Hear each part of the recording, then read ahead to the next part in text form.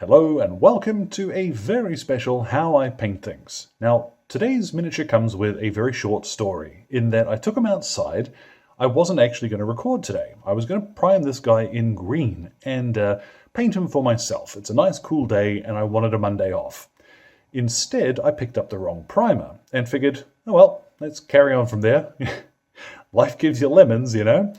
So what I've got for you instead is camo patterns, desert-style guardsmen with chocolate chip camo, and it is surprisingly simple. I'll include all of the paints for this one in the description below, and same as always, let's get started.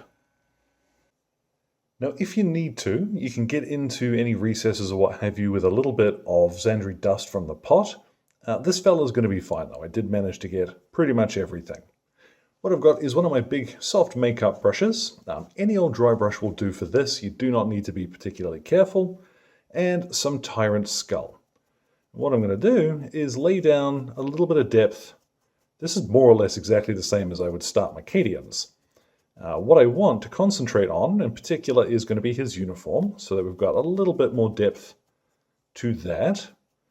But it also won't hurt to go over his skin, his equipment, and what have you, because some of the lighter colors we're going to use later, yep, there we go, they will go better over a lighter base coat, which our Tyrant Skull will give us. Now most desert camo patterns I've seen tend between 3 and 5 colors, so the addition of that Tyrant Skull over our Xandri dust is not just giving us a bit of shading and some depth, it's also adding one of the colors that we need to make this look a little bit more lively. The first color we're going to use for our camo pattern is actually an army painter color. This is Monster Brown. Now, if you want to stick to Citadel, then something like Baneblade Brown or Steel Legion Drab are close. One's much lighter, one's much darker. Quite commonly the question comes up, hey, can I use XYZ instead of whatever you're using on the screen? And the short answer is, well, yeah, but you're going to get a different result. You don't have to worry about it being perfect. So what I'm going to do is start blodging on some squigglies. And if that sounds too high-tech, don't worry. Blodging on squigglies is the core of any camouflage pattern. So little squiggly lines, just dabbing your brush as you go so that they are uneven and rough. When you come near areas like his knee pads, make sure that you're not stopping directly at them. You want it to look as though the patterned cloth goes under those areas. So spin them around, and particularly here too. See just little rough squiggly lines on all of his uniform. It is handy if you've got a brush that actually doesn't hold its point for very long, which ordinarily doesn't seem like an asset. But as you're applying it, as your brush starts to splay out, you'll start getting random, rougher little edges on these things, which can be quite handy. I'd suggest you want to cover about 1/3 of the uniform in that brown. Now you can stop there and apply the chocolate chips next, but like I said, quite a few of the patterns have an extra color. So what I've got is Night Questor flesh. And I'm going to do the same thing again, but this time I do want to dab close to and over some of these brown areas. It's not going to look like much now, but when we shade over it and add a little extra details, this extra bit of color is going to make quite a difference. So most of the patterns I've seen, they keep the second brown color quite close to the first. They will overlap some of the pattern, and they will also branch off into other areas of the beige. So again, nice and random. You don't want to completely cover what you've done, just branch out a bit. Okay, now it is time for our chalky chip. What I've got is Corvus Black. Now, some folks have recommended peculiar things, which don't make a huge amount of sense to me, of using toothpicks and such to dot in little dots on camo. I've always found it personally easier using a brush, but don't let me tell you what works for you. But instead of loading up a brush with a huge amount of paint, just little dots, just a wee amount at a time. And don't worry if your dots aren't perfectly circular. You want little groupings of 2 or 3 at a time, and you can leave some space between them, or you can cluster them very close together. So I'm going to go around all of the uniform. Some of these patches will be on the beige parts, and some of them will sort of bracket the brown parts.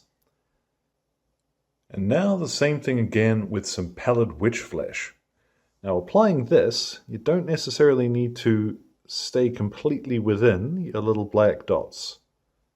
You can splurge over a little into the other colors, and you also don't have to match the pattern perfectly. So little random bloblets now, and yeah, this is pretty much the pattern done. And there we have it. There is our camo pattern done. Now you might see in some spots that I have added little white dots just completely outside of the pattern, and that's quite common in some of these patterns too. Really, if you've got a Google search in front of you, you can just bring up a sheet of desert camo and try and replicate some of that, but I think that's going to work just fine once we've got this dude shaded. So I'm going to swap to tanned flesh now and start base coating his skin. This is from the Army Painter, and I quite like this one rather than something like Bugman's Glow because it's a little more red and warm, and that's going to be important because of the shade I want to use. And while you base coat the skin, it's a good idea to get in there with a little bit of that pallid witch flesh, or even white, and just dot in his teeth, because then you can tidy up his face without having to worry about painting those teeth very carefully. What I've got now is Morghast bone, and I'm going to paint in his armor with this. This likewise will need a couple of coats, but the Zandri dust and Tyrant skull that we laid down first will help quite a bit with this. I'm also going to paint in his knee pads and part of his power fist using this same color. Morghast bone is quite a funny one because it never looks like it's applying very well. But once you've applied the first coat and let it dry, you'll come back and go, oh gosh, that looks a little bit better than I thought it would. So make sure that you are letting each layer dry thoroughly before trying to apply a second. Don't just load up your brush and keep painting over the same area over and over. What I've got now is Steel Legion drab, and I'm going to paint in his webbing and a few little bits and pieces like his gaiters, anything which is cloth basically at this point.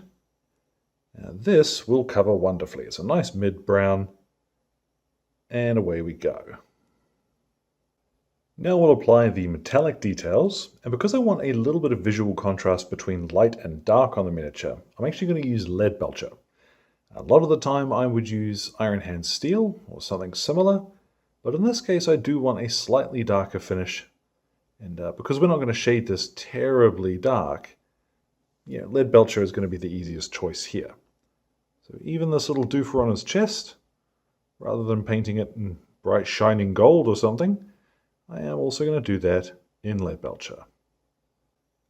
We're actually going to go back to Corvus Black again, and I am going to paint in the outer casing on this plasma pistol. And I really like the Reptilian Overlord's design for these because they look a little bit different. They aren't the typical sort of magnetic coil and glowing bits that you see a lot of folks do for that plasma look. I like these.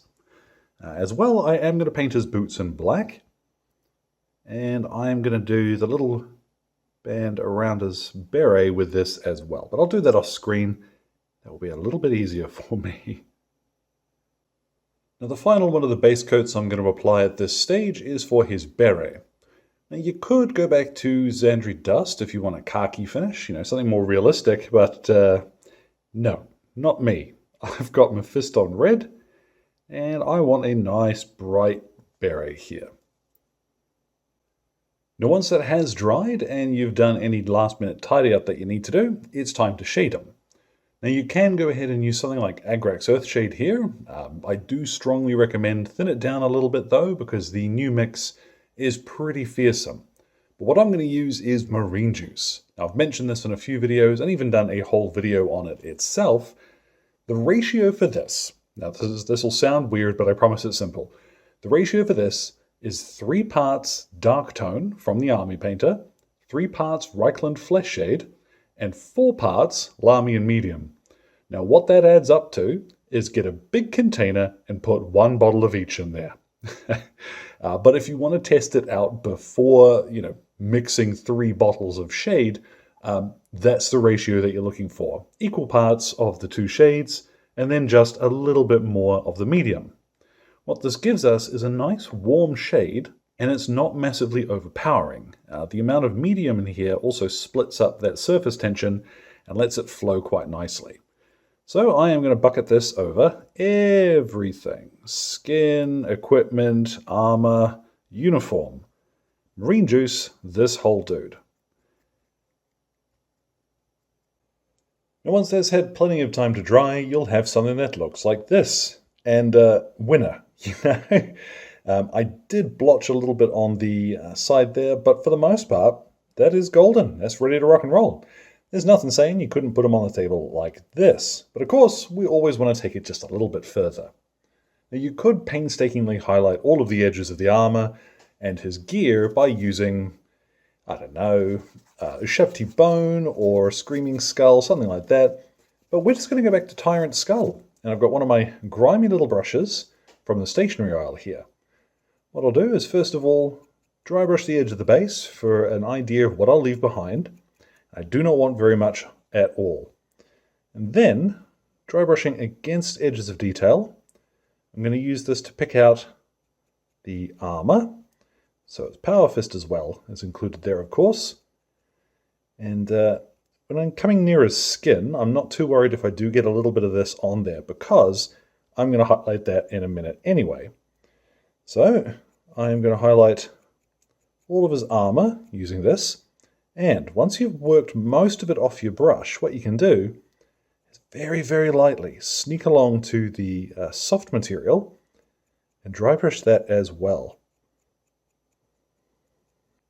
And you might notice as well, I've also gone over his trousers very, very lightly with that, which gives us a nice dusty finish. Perfect for this style. What I'll do now is paint in his skin, and I'm going to go up to Cadian Flesh Tone for this. Now, the wonderful thing, I've mentioned this before, but these Reptilian Overlord Space Nam guys are just so easy to paint. Like, if you've ever been worried about painting musculature before, give these guys a shot, because it is so easy. Just leave a little bit of your tan flesh in the recesses and highlight with some Cadian Flesh Tone. I mentioned as well, if you are collecting Catachans or something huge and beefy like these guys, you're going to get lots of practice painting skin.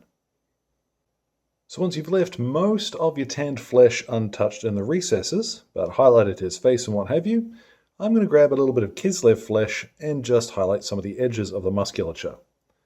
Now the trick here is that we aren't going to be doing this in a terribly realistic fashion. It's really a bit of a tricky one, and again, a matter of style. I do recommend, if you've got your hands on an image, something like for the Catachan box set, or similar, you just wholesale rob that highlighting style if it works for you. Now to help define some of the shape of the beret, I've got a little bit of Evil Sun Scarlet, and I'm just going to highlight along the edges of that fold and tuck. Now what I'm using here, this is German Camo Black Brown from Vallejo, and despite having a really long name, it is a super useful color. You could just as easily use here Rhinox Hide. What I'm going to do is pick a few areas where our dude's armor or weaponry is likely to have taken a little bit of damage. So particularly along leading edges, just tiny wee scratches of brown to represent some chipping. Now you can do this with a bit of foam, but at this scale, I kind of like doing it with a brush. It's a little bit easier to control where it ends up like this. Now, truth be told, I always tend to go a little bit overboard with that, but it looks cool. It's definitely a style choice. The trick with this one is very much like the chocolate chips. Just a tiny amount of paint on your brush at a time is going to let you have plenty of control while you're doing it. Now what I'm going to turn to is steel. Now this is a Vallejo color. It's from their Model Air range. And I'm going to use this to dot in just little bits of the chipped areas we've done. And as well, I will highlight the metallic stuff with it. You can also use that trick to highlight the black without highlighting black. It's nice and quick. Takes a little bit of practice, and you may notice that it's the same technique as doing the chocolate chip. It's all part of my dastardly plan to get you practicing with little bits of paint on your brush at a time. What I've got now is a tiny wee bit of white scar, and I'm going to paint in the, what do you call it, the eyeball doofer on his fake eyeball doofer. Then I've got just a little bit of Talisar blue and some contrast medium. At this stage you could just as easily dot it in with a little bit of water in here, because I don't want a very strong blue over that eye thing.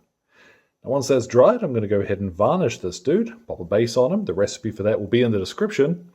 Yeah, let's see what it looks like when he is all finished. And there at last, our desert-themed guardsman is complete. And I've had a lot of fun painting him.